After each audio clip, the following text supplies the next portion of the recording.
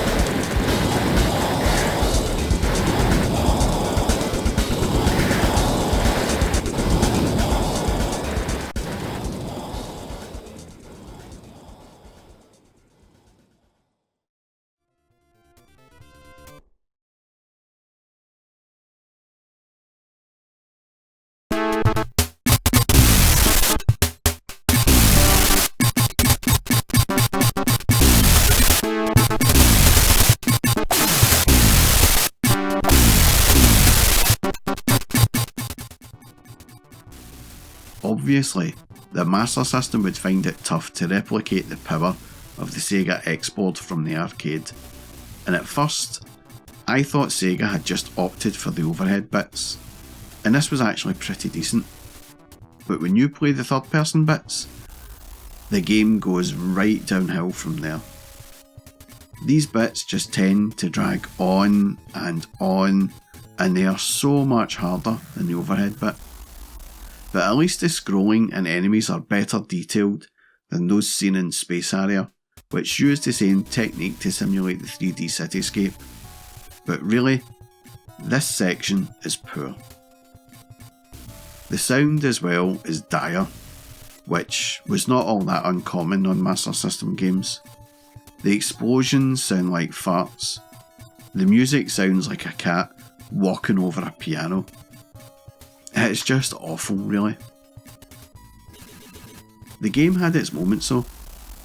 The overhead bits were great fun to play, and had Sega just stuck to them overall, the game might have been a lot better. But the third person bits just ruin it. And as this was an arcade conversion, it was a top price game at £30, and I felt it just wasn't worth that at all. When I had started to read all about the Sega Megadrive magazines before it was released, Thunderblade was a game that cropped up time and time again. And in those early days, just about every Megadrive arcade port was described as arcade perfect. And so I thought Thunderblade would be no different. But the reviews told a different story. They said the game was pretty close to the arcade, but it was just bang average to play. And so, when I got my Mega Drive in October 1990, I chose not to buy Super Thunderblade. But round about Christmas, I was really looking for a new game, and so, against my better judgment, I decided I would buy it.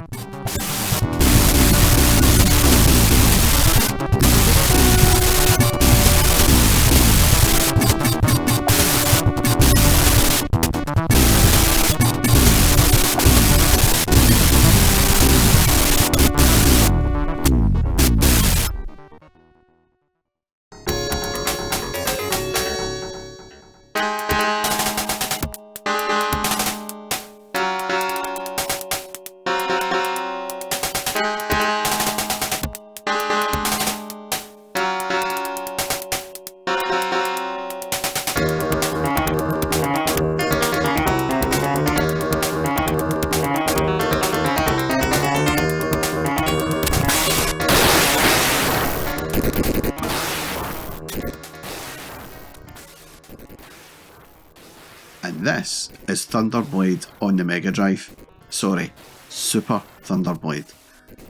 And from the start, it looks promising. You get this nice little intro to the level, and then it takes a massive tumble downhill from then on. The scrolling is choppy, incredibly choppy, almost to the point of nauseating. But that is the only bad point of the graphics. I think the rest of the visuals, such as the attack helicopter, the hind Ds, the tanks, and all that stuff, all look pretty close to the arcade version. But the sound is nowhere near as good as the arcade. It's still miles better than the Master System, but it's still pretty awful. The explosions sounds like a muted sneeze and a wet fart combined, and the sound effects of this first level boss are just laughable.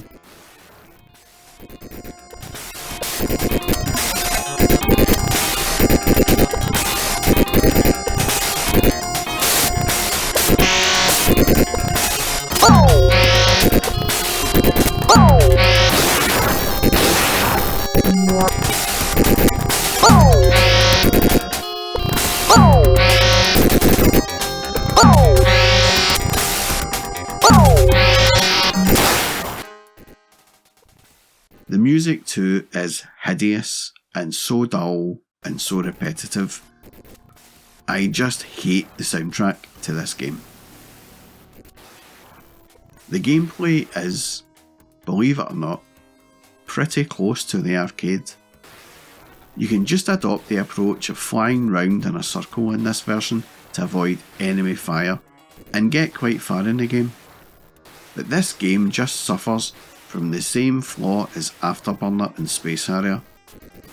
They are just really boring games to play, and the home ports proved this.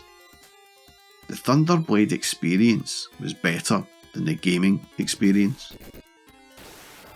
In the UK, this game was being awarded scores of 69 out of 100, which was probably being generous.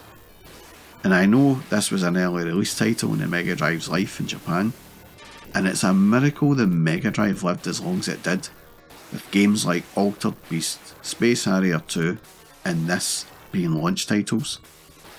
But thankfully, great games were just around the corner, and games like this were confined to the shelves. When I owned this game, it wasn't a game I played often.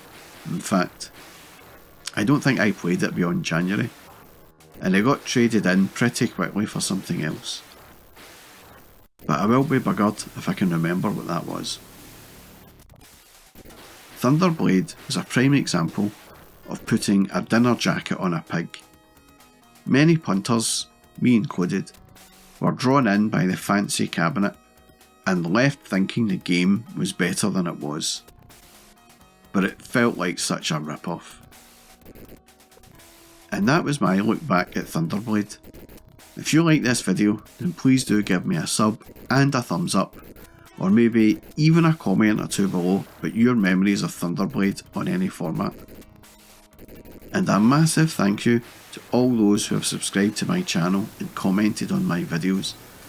Your feedback and support really does go a long way in helping the channel grow, and I appreciate all of your contributions.